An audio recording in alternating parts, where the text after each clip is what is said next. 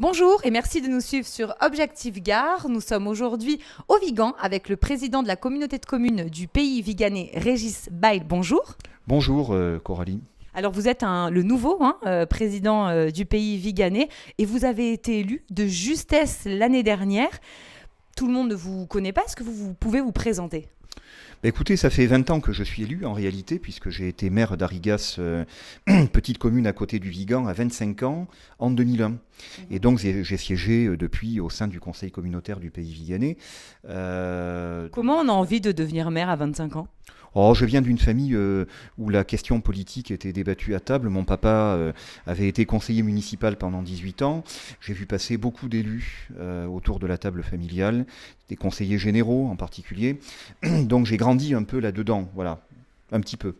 Vous étiez déjà dans le bain. Oui, oui, j'étais passionné. Et vous êtes prof d'histoire, c'est votre autre passion, l'histoire. Prof d'histoire géo, j'ai été pendant 13 ans au collège de Saint-Hippolyte-du-Fort.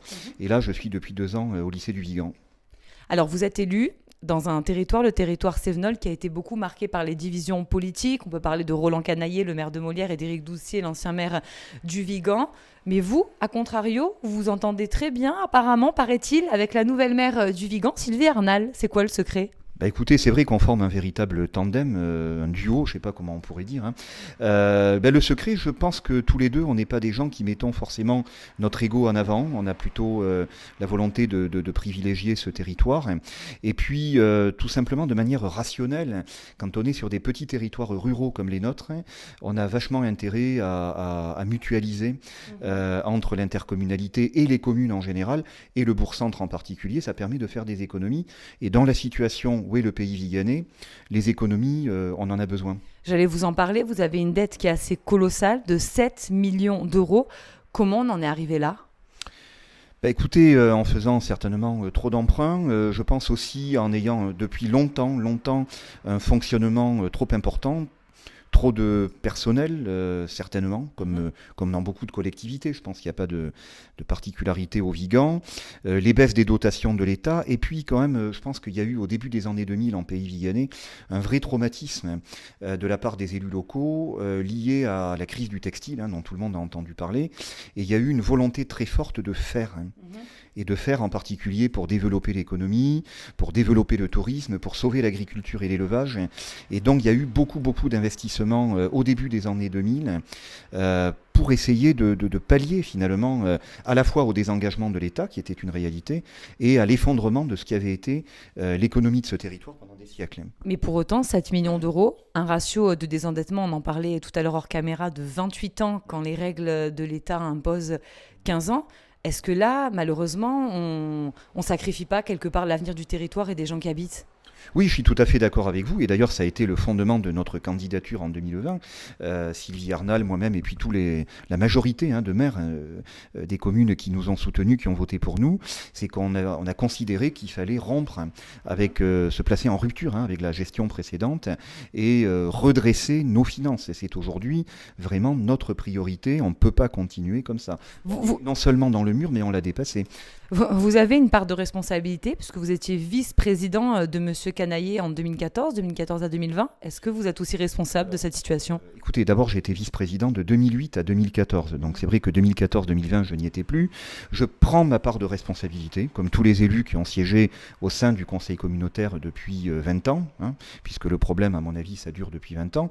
Après, moi je fais partie aussi de ceux, on n'était pas très nombreux sous le mandat précédent, à avoir tiré la sonnette d'alarme en disant attention, ça va plus. D'accord. Bon, la situation, en tout cas, elle est telle qu'elle est. Comment on fait pour faire des économies et pour redresser la situation financière ? Écoutez, d'abord, on s'est lancé dans une politique de non-remplacement des fonctionnaires qui partent à la retraite. Alors, il y en a quelques-uns qu'on sera obligé de remplacer par rapport à leur emploi fonctionnel. Mais majoritairement, donc, on ne remplacera pas les départs à la retraite. Il y a bien sûr aussi la possibilité de mutualiser. Donc, on a commencé dès l'an dernier, dès notre arrivée, avec le DGS, le directeur des services, qu'on a mutualisé avec la ville du Vigan. Ça nous arrive ponctuellement sur des actions précises, hein. Je pense à la rénovation de la piscine au printemps dernier, de faire appel à des agents des communes en renfort du pôle technique de la communauté de communes pour essayer de rationaliser justement l'usage de nos différents services. La mutualisation. La mutualisation, c'est toutes les collectivités, les communes mettent un petit peu au pot et comme ça coûte moins cher à tout le monde. En tout cas, c'est la mutualisation des employés, des services. Après, moi, ce que j'aimerais évidemment, c'est qu'on puisse réviser les attributions de compensation. Donc, c'est ce que les communes reversent à l'intercommunalité pour la faire fonctionner en échange des services qui sont rendus. Et on s'est rendu compte que ces attributions de compensation avaient, sur un certain nombre de services, par exemple la médiathèque, été mal calculées dès le départ. Et aujourd'hui, je dirais que la communauté des communes rase en partie gratis pour les communes sur certains services. Vous en demandez du coup un peu plus aux maires qui doivent vous regarder. Écoutez, on a une commission qui s'est mise en place pour réviser les attributions de compensation. À la fois, c'est très important sur la manière de les répartir parce qu'il faut être juste, et la répartition actuelle a un petit peu vieilli, dirons-nous, et sur le volume, c'est-à-dire pour que effectivement les communes viennent un petit peu renflouer la communauté de communes en échange des services qui sont rendus. Oui, parce que vous investissez pas, vous n'avez pas de budget investissement. Écoutez, moi je veux être clair. À un moment donné, si on n'arrive pas à aboutir sur la question des attributions de compensation, étant donné ce que sont nos finances, la Comcom ne pourra pas investir pendant 10 ans. C'est énorme. C'est énorme. Pendant 10 ans, il n'y aura aucun investissement de la Comcom sur ce territoire. Donc, je crois que tous les maires et tous les conseils municipaux qui vont devoir se prononcer là-dessus, à un moment donné, il faudra qu'ils prennent leurs responsabilités, y compris devant leur population, de dire, écoutez, non, on va privilégier nos budgets communaux, tant pis pour la communauté de communes, et tant pis s'il n'y a pas d'investissement sur ce territoire pendant 10 ans. Au vu de la situation qui est alarmante, est-ce que vous avez quand même quelques projets sur votre territoire ? Oui, bien sûr. Alors, vous savez, on a été élu aussi sur un projet dont le maître mot, c'était la transition écologique énergétique. Donc, on porte un PEM, un pôle d'échange multimodal, avec la région, donc qui sera le point d'aboutissement des voies vertes. Et là, on a l'engagement du département, j'espère qu'il sera tenu, que le raccordement des voies vertes Sumène-Le Vigan et Le Vigan-Molière-Cavaillac soit effectif pour 2024, au moment même où arrivera aussi le PEM. Le deuxième élément sur lequel on va investir, c'est la rénovation des équipements sportifs. Et là, on va travailler avec la préfète, donc on a un peu quand même pleuré auprès de Madame la préfète en lui faisant remarquer, d'ailleurs c'était elle, à cause du réseau d'alerte qui nous l'a fait remarquer notre situation financière. Bon, on lui a dit, Madame la préfète, on aimerait bien aussi profiter un peu du plan de relance dans le pays viganais. Le problème, c'est qu'on n'a même pas les 20% à mettre en face. Elle a dit, écoutez, sortez-moi un projet structurant et je vous donnerai 100%. D'accord. Voilà. Donc là, ça sera sûrement la rénovation énergétique de bâtiments intercommunaux qui sont aussi en particulier sportifs et petite enfance, la crèche, qui ne sont pas en très bon état. Bon, la crèche, ça va. Les bâtiments sportifs sont un peu délabrés. D'accord. Bon, vous avez quand même quelques projets avec l'aide de partenaires précieux, parce que vous êtes aussi élu régional. Donc la région, est-ce qu'elle pourrait vous aider ? Alors écoutez, vous savez, la présidente Delga a été très claire, et c'est ce que j'aime chez elle, c'est cette honnêteté et cette franchise. Elle a dit, c'est pas la peine de m'apporter les dossiers des petits copains si c'est pas des bons dossiers, parce qu'ils seront pas soutenus. D'accord. Donc faisons des bons dossiers en pays viganais et la région les soutiendra. Mais je suis pas du tout un adepte du clientélisme. En parlant de clarté, on a envie de vous poser la question. Alors vous êtes un ancien socialiste, vous êtes passé à En Marche. Est-ce qu'aujourd'hui, Carole Delga, présidente de la région, vous a fait revenir dans la maison commune de la gauche ? Alors écoutez, je vais d'abord, merci de me poser cette question parce que j'en entends beaucoup à ce sujet. Je rappellerai que j'ai été à 20 ans membre du Parti Socialiste en 95, au moment de la campagne de Lionel Jospin. J'y suis resté jusqu'en 2017, donc si je sais compter, ça fait presque 22 ans.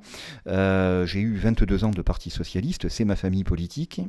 J'ai été traumatisé, comme beaucoup de gens de gauche, par le quinquennat de François Hollande. Et c'est vrai que dans le contexte de 2017, j'ai rejoint En Marche. J'ai fait la campagne aux côtés d'Olivier Gaillard, pour les législatives.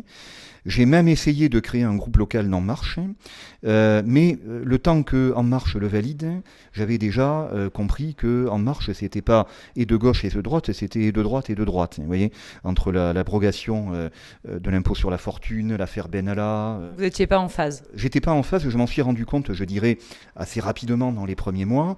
Donc je n'ai pas renouvelé en 2018 mon adhésion.